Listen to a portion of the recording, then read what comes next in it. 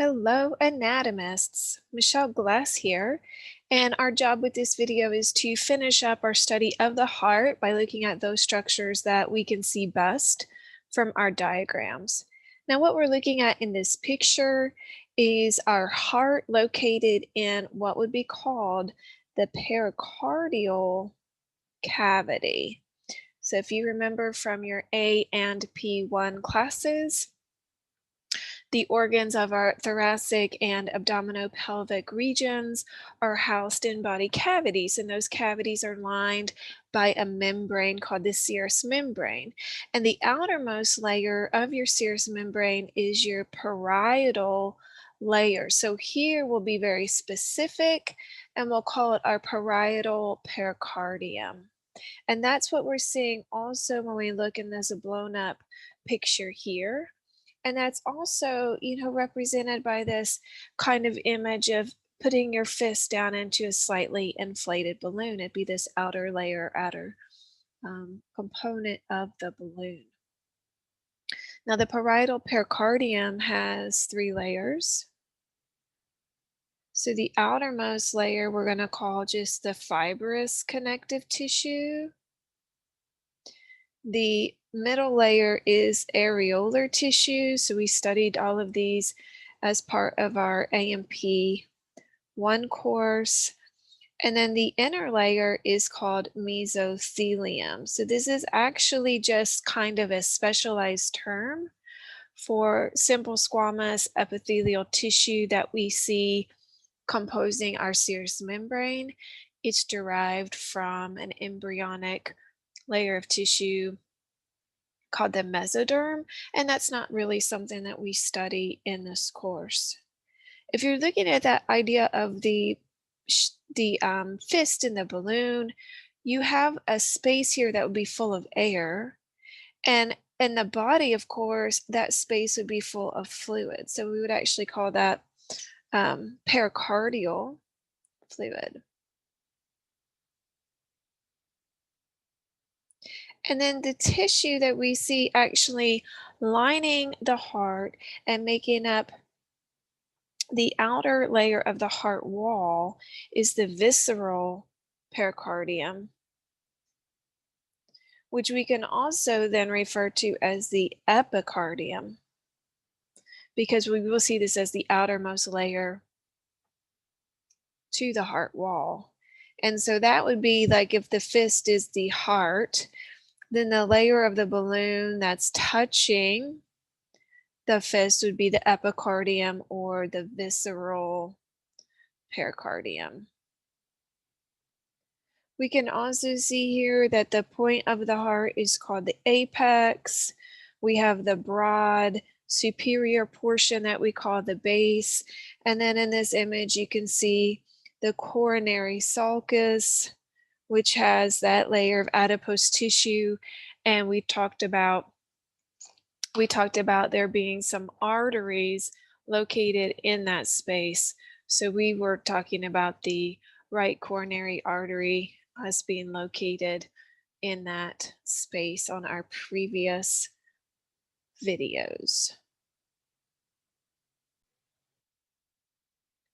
All right, so looking at this image here, what we can see is both our, let me get my ink back on. We can see both our parietal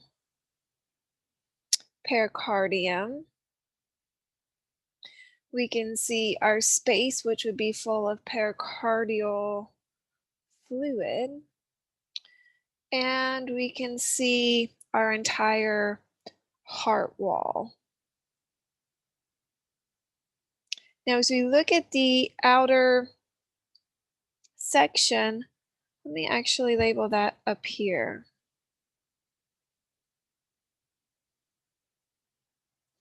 When we look at our viewpoint here, we can see the very outer layer of the heart wall is that visceral pericardium, or we can call that, remember, the epicardium. And we see again that we have a layer of mesocelium which is that in this case, the outer simple squamous epithelial layer there. And then we see a layer of areolar. And the next layer that we can see is the cardiac muscle. So we can see this as cardiac muscle tissue. And that layer is called the myocardium. So that should connect. So myo is a prefix that we use for muscle. And then we see this innermost layer is called the endocardium. And the endocardium we see again has a layer of areolar. So that would be here.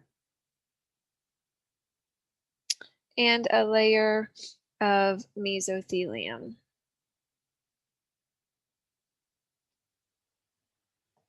Okay.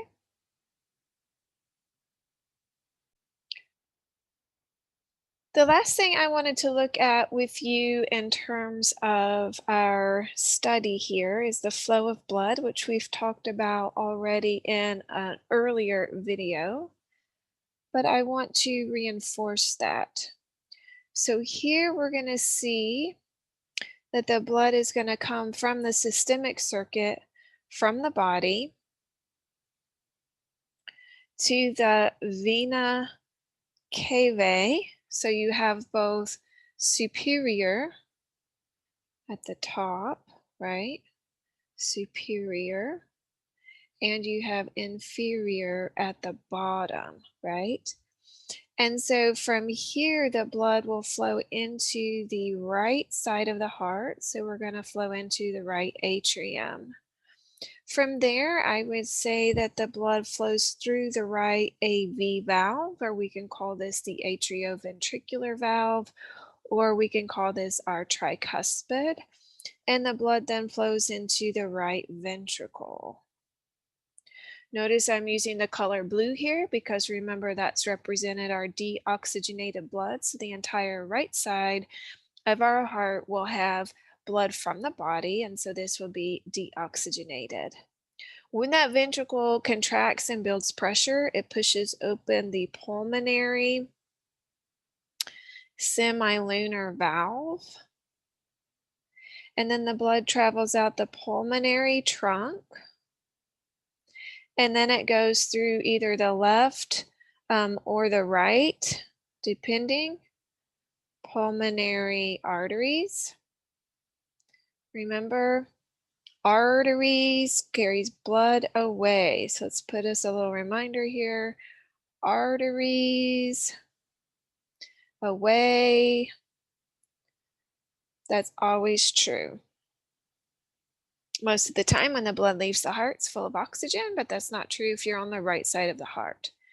From the pulmonary lungs, from the left and right pulmonary arteries, we're going to go to the lung. And a lot of times we'll use a purple to represent the gas exchange that's occurring because it's that idea of like mixing a blue and a red color.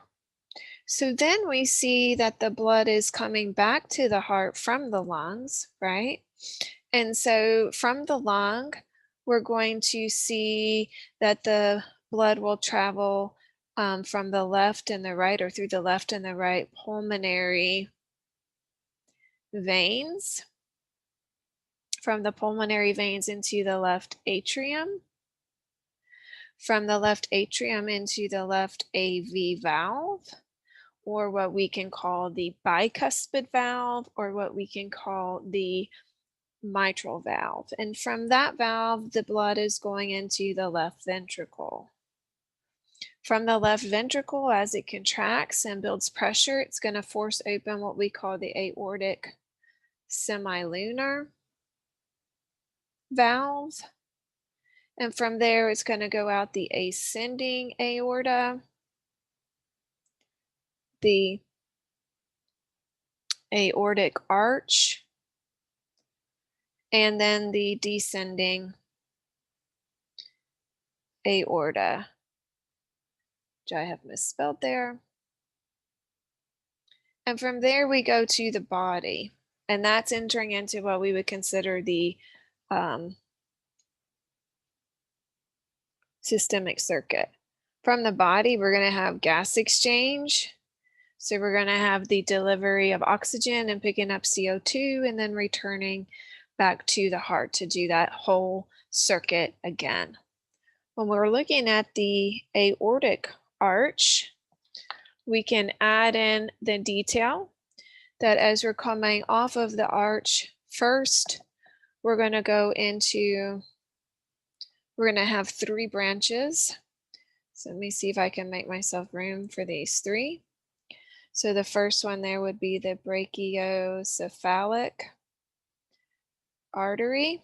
These are, of course, all arteries because we are coming off of the aorta. We're leaving the heart. This one is large enough to actually be classified as a trunk. So go ahead and make that correction, brachiocephalic trunk. Then we have the left common carotid artery.